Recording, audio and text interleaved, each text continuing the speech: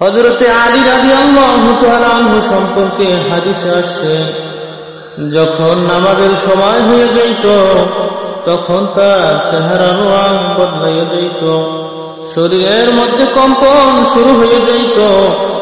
জনৈক ব্যক্তি তাকে জিজ্ঞাসা করল, নামাজের সময় হইলে আপনার অবস্থা এমন কেন হয়?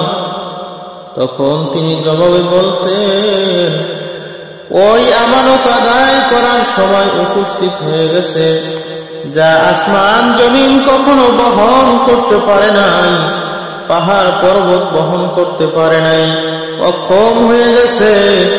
জানি না আমি সেই আমানত পুরোপুরি আদায় করতে পারবো কিনা, কতটুকু আদায় করতে পারবো জানি না।